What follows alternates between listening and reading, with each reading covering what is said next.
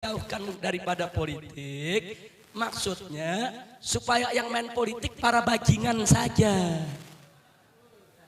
supaya ulama nggak ikut-ikutan. Saudara mereka yang mau main di sana. Nah kalau gitu saya tanya, jahat gak tujuannya? Nah sekarang kita tanya, kalau ulama nggak boleh main politik, kiai nggak boleh main politik, ulama sama kiai nggak boleh terjun ke politik, terus yang boleh siapa? Bangsat, koruptor, bajingan, penjahat. Mereka yang boleh masuk dalam politik, justru mereka yang merusak daripada tatanan kenegaraan kita. Betul? Betul? Takbir. Justru yang mesti dilarang masuk ke dunia politik adalah para koruptor, para bajingan, para penjahat. Saudara, orang-orang yang tidak ngerti agama, orang yang tidak tahu Islam, haram mereka terjun ke dalam politik, saudara. Haram.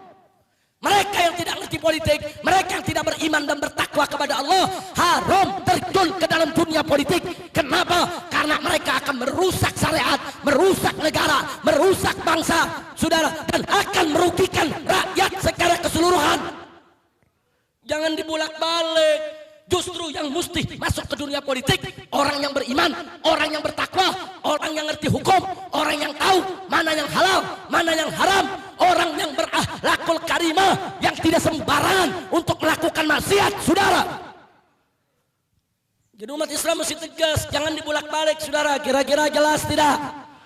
Jelas tidak? Nah sekarang kita bayangkan, saudara, terlepas dari perdebatan kita soal demokrasi.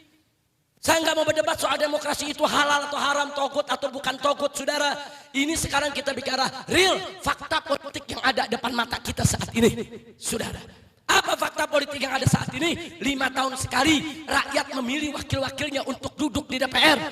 5 tahun sekali rakyat, saudara, diajak untuk memilih siapa yang harus jadi gubernur, siapa yang jadi bupati, siapa yang jadi presiden, saudara. Nah sekarang mari kita lihat, kalau rakyat umat Islam ini tidak diajarkan berpolitik, akhirnya kursi-kursi parlemen tersebut jatuh kepada para tangan bajingan, tangan penjahat, tangan mereka yang anti-Islam.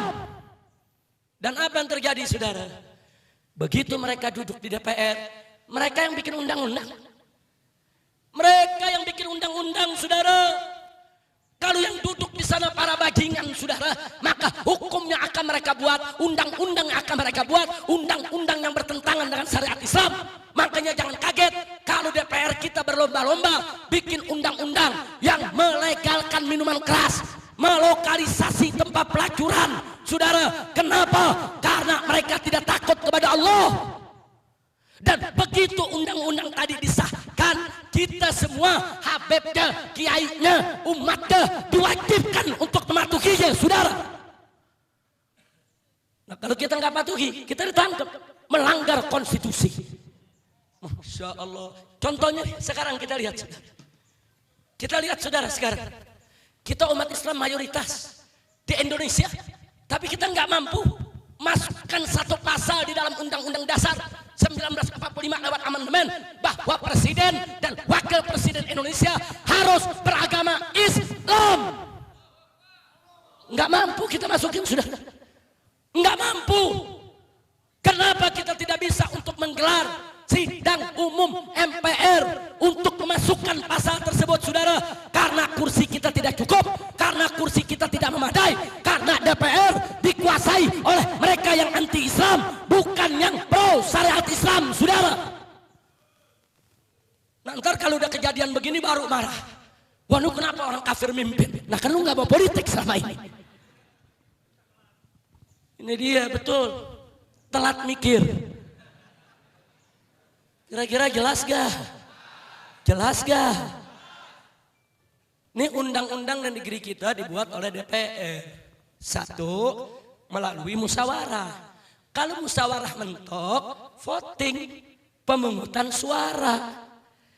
Nah sekarang, saudara, kalau kita umat Islam tidak terjun ke politik, ulama kiai tidak mau tahu politik, nanti bencong-bencong pada ikut politik. Akhirnya para bencong jadi anggota DPR.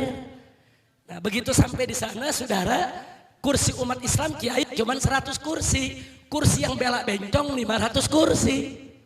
bikin undang-undang LGBT, laki boleh kawin sama laki, perempuan boleh kawin sama perempuan. Musyawarah kiai sama bencong. Kiai nolak saudara, haram. Bencong bilang apa kiai gitu deh. Nah karena deadlock apa yang dilakukan? Voting, pemungutan suara. Suara kiai 100, yang dukung bencong 500. Siapa yang menang? Ayo jawab, siapa yang menang? Siapa yang menang? Akhirnya undang-undang LGBT diketok palu saudara. Nah begitu besok ada ulama